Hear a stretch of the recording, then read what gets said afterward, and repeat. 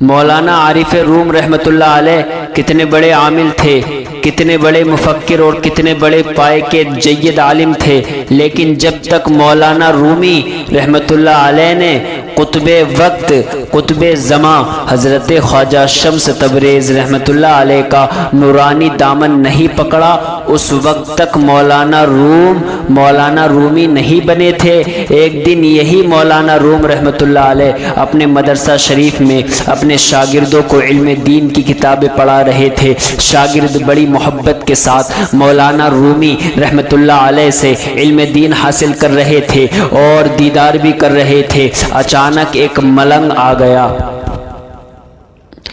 حضرات گرامی، اس ملنگ کا حلیہ آج کل کے ملنگوں جیسا نہیں تھا۔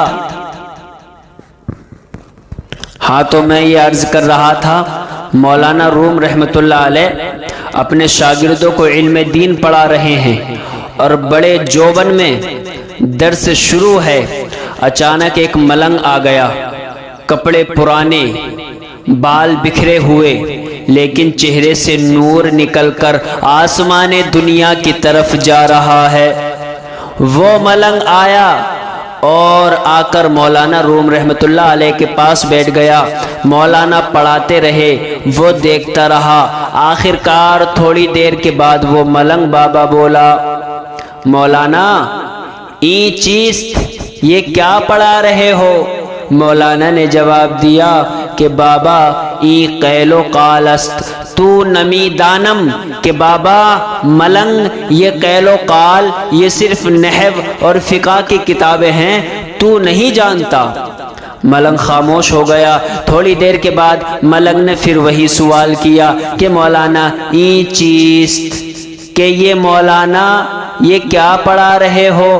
مولانا نے جواب دیا این قیل و قال است تو نمی دانم۔ مولانا نے ذرا پہلے سے سخت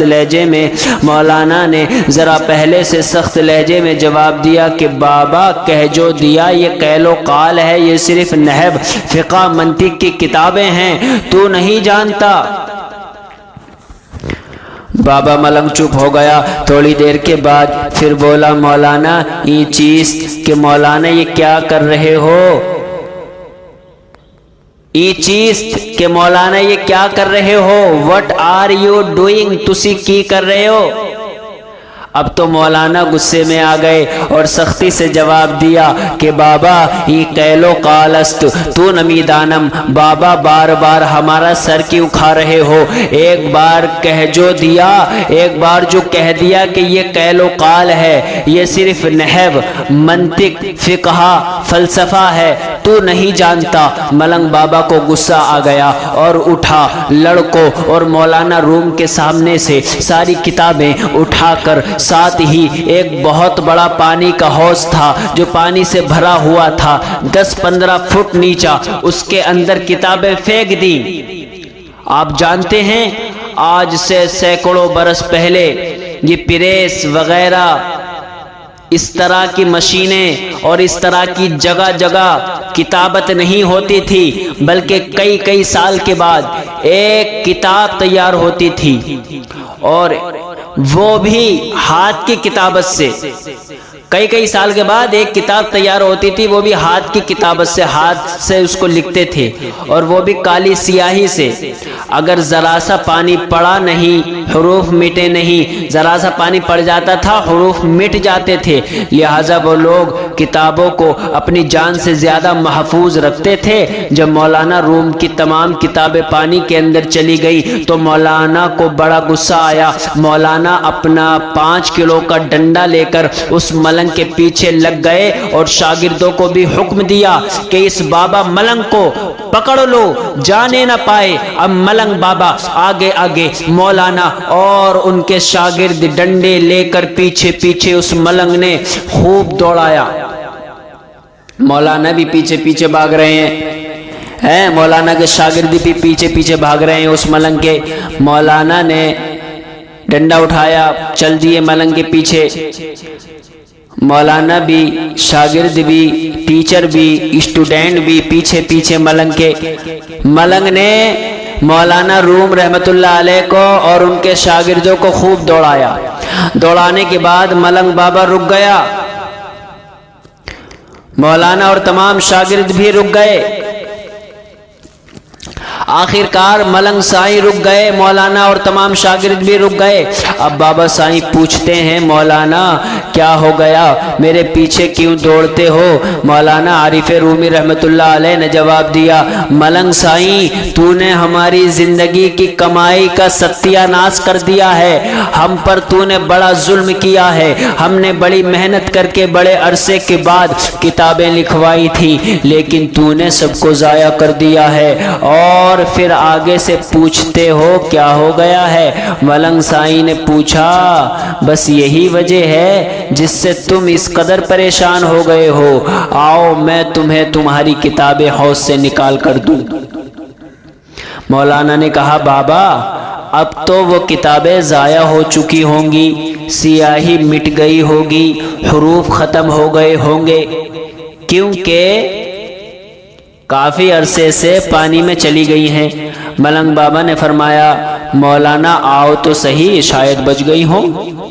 ملنگ بابا اور مولانا روم اور ان کے شاگرد اس حوض پر آ گئے جس میں کتابیں ڈالی گئی تھیں۔ ملنگ بابا حوض کے اندر چلا گیا، مولانا اور شاگرد اوپر کنارے پر موجود ہیں۔ ملنگ سائیں نے بسم اللہ الرحمن الرحیم پڑھا اور پانی میں چھلانگ لگا دی۔ ملنگ سائیں نے ہاتھ ڈالا اور کتابیں نکالنا شروع کر دی۔ مولانا نے کیا دیکھا کہ ان کتابوں میں سے بجائے پانی کے قطروں کے مٹی کی دھول نکل رہی ہے۔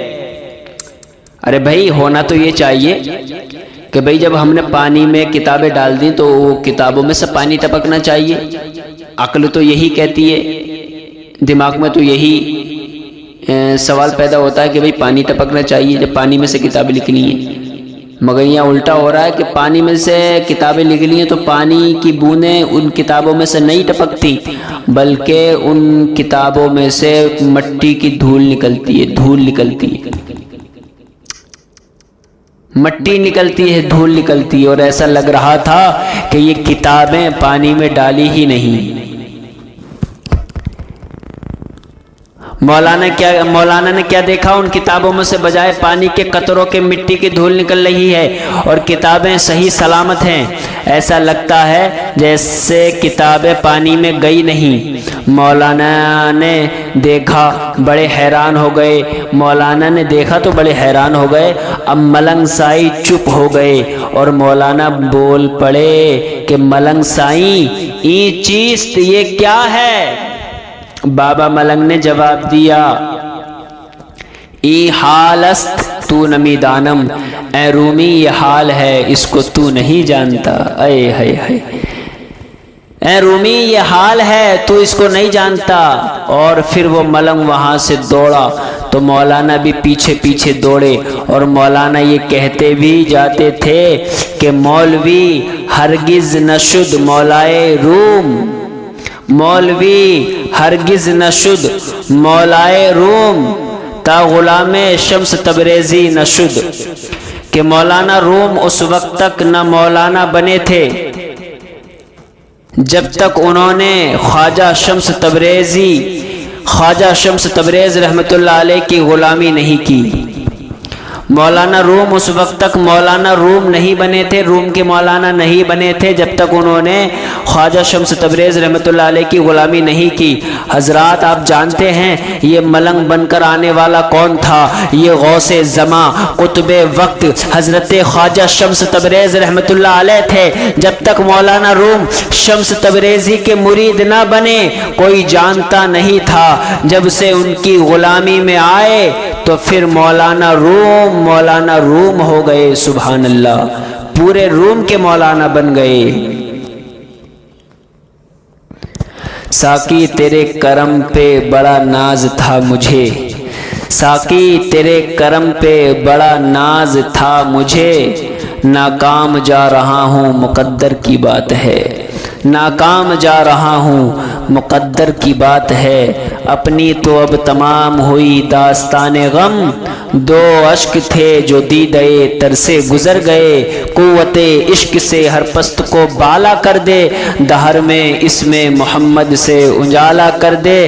نہ پوچھ ان خرقہ پوشوں کی ارادت ہو تو دیکھ ان کو، یہ دے بیضا لیے بیٹھے ہیں اپنی آستینوں میں، غبارے آلود ہیں لیکن حقارت سے نہ دیکھ ان کو، ان کی ٹھوکروں سے سلطنت بنتی بگڑتی ہے۔